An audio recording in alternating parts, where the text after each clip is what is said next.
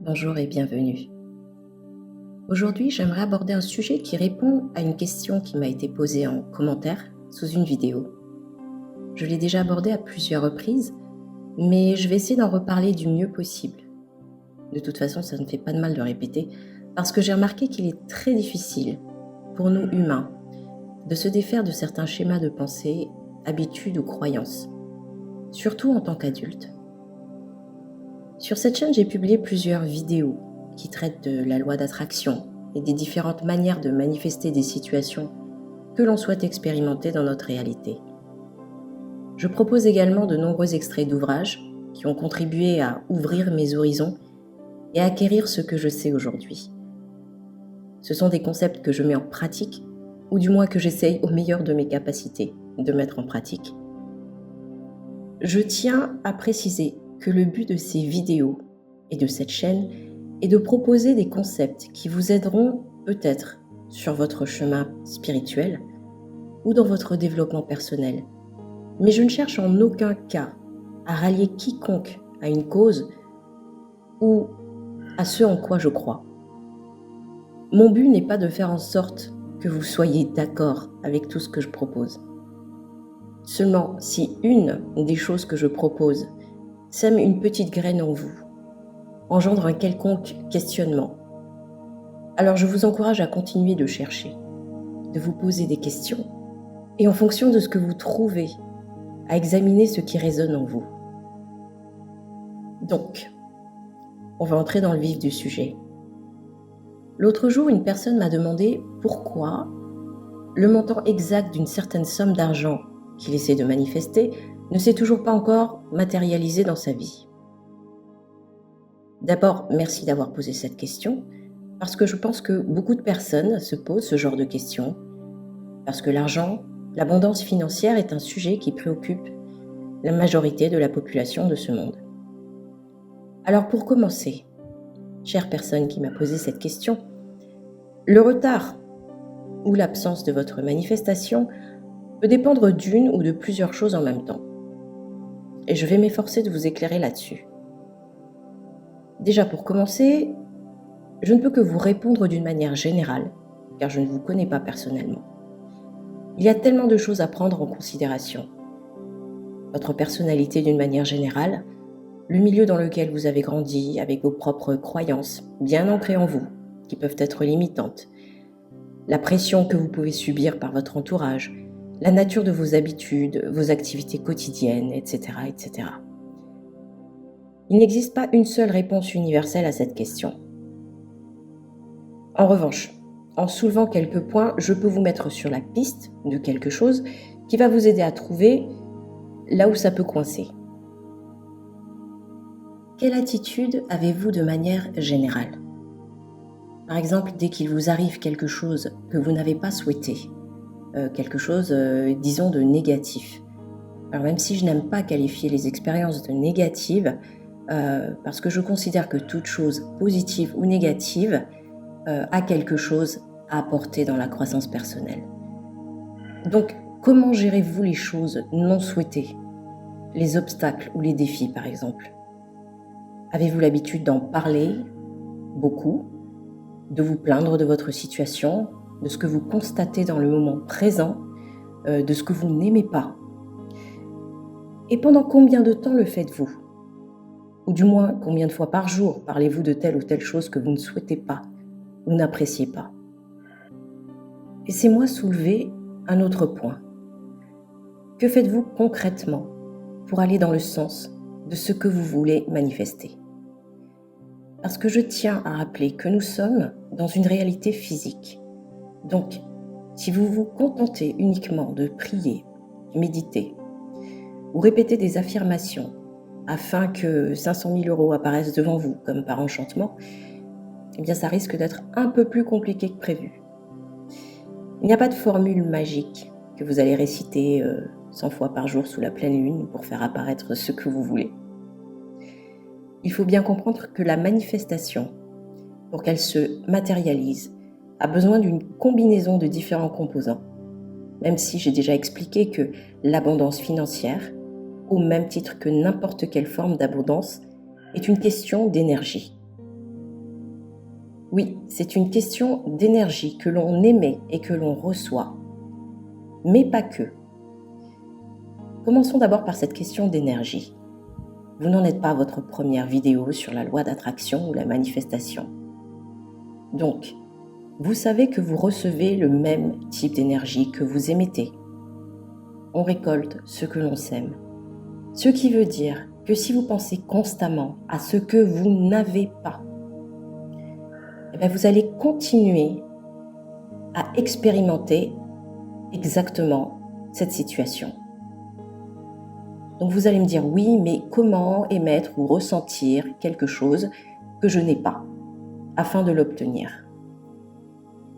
Bon, êtes-vous conscient que l'abondance financière n'est qu'une forme d'abondance parmi tant d'autres? Concentrez-vous sur tous les aspects de votre vie qui sont abondants, qui sont positifs. Et par pitié, rendez-vous compte de votre chance. Éprouvez-vous de la gratitude pour ce que vous avez déjà. De cette manière, vous continuerez à recevoir de l'abondance sous toutes ses formes, ce qui inclura l'abondance financière. Êtes-vous en bonne santé? C'est de l'abondance. Est-ce que vous avez encore vos parents? C'est de l'abondance.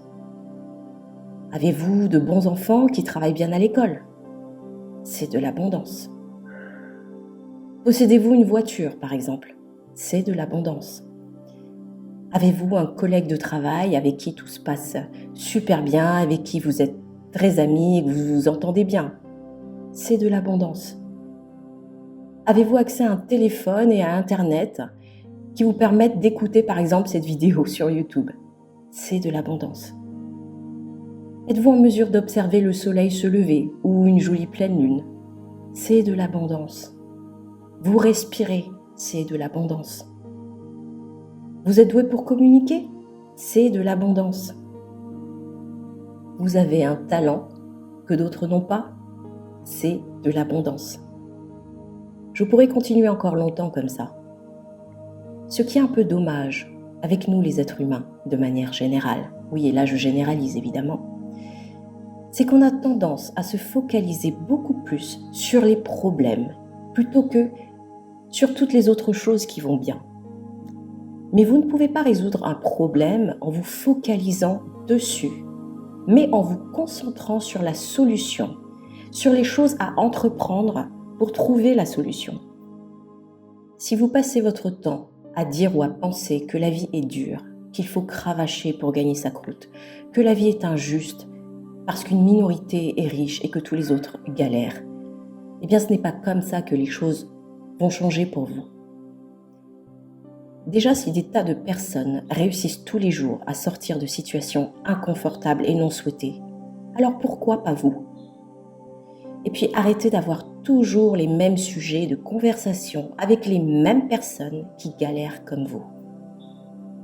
Plus vous parlez de vos ennuis, de vos galères, et plus vous entretenez cette énergie de manque, de galère, de victime, d'injustice.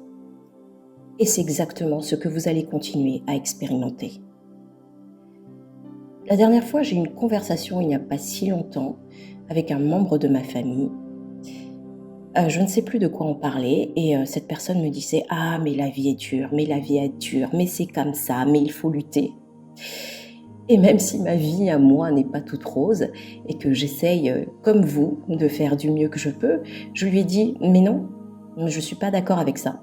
J'ai décidé que pour moi, la vie n'était pas dure et que je n'allais pas cravacher. » Et cette personne me dit « Mais comment tu peux dire ça? Mais c'est n'importe quoi, la vie est dure. » Je lui dis « Mais oui, si tu continues à passer ton temps à te dire que la vie est dure et à te plaindre, c'est sûr que les choses ne vont pas changer. »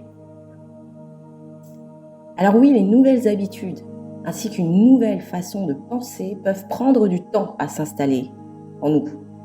Mais c'est possible. Tout est possible.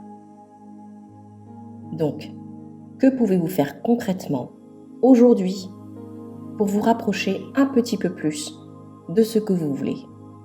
D'abord, changez votre état d'esprit. Arrêtez la victimisation. Arrêtez de ressasser ce qui ne va pas. Rappelez-vous, dès que vous en ressentez le besoin, de ce que vous possédez déjà, de ce que vous avez déjà. À partir de là, vous changez votre type d'énergie et vous attirez plus d'abondance en pensant le plus souvent possible à l'abondance, au type d'abondance que vous avez déjà. Ensuite, concrètement, physiquement, que pouvez-vous faire?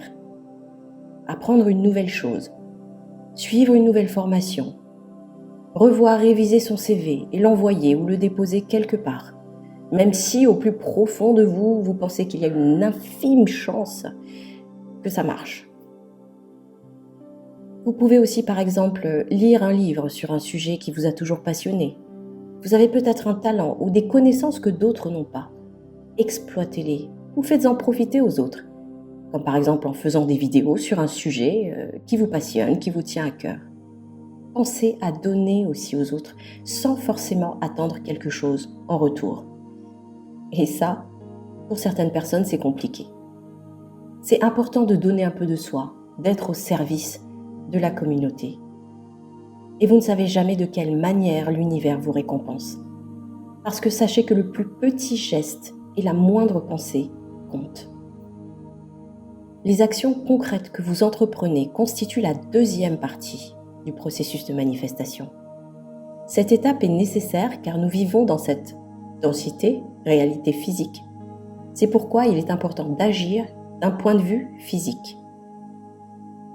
Le troisième point que je voudrais aborder ici, c'est bien évidemment le lâcher-prise. Le fait de n'émettre aucune résistance face à ce que vous voulez. Parfois, on veut tellement une chose qu'on ne se rend pas compte que c'est nous qui la bloquons. Beaucoup de personnes ont de mal à accepter ce concept et ne se rendent pas compte qu'ils le font. Bon, admettons que vous ressentez ce sentiment d'abondance, que vous agissez concrètement, physiquement dans ce sens. Et maintenant, la troisième étape, c'est de permettre aux choses de se mettre en place sans forcer. On a tendance à être impatient, à se décourager par quelque chose ou à se laisser influencer par l'opinion des autres. Prenez cette expérience de manifestation comme un jeu. Si vous y mettez trop de sérieux et que vous avez trop d'attentes, vous émettez de la résistance. Parce qu'il y a une différence entre désir et besoin. Plus vous émettez de la résistance, et plus ça prendra du temps. Vous savez, c'est comme lorsque vous faites un voyage en voiture avec un enfant en bas âge qui demande toutes les 2 minutes si on est bientôt arrivé. En fait, on est un peu comme ça quand on cherche à manifester quelque chose. Vous ne savez pas quand, vous ne savez pas où ni comment ça va arriver. Vous faites du mieux que vous pouvez chaque jour en conservant l'attitude adéquate, tout en sachant, tout en ayant cette absolue certitude que ça arrivera au bon moment.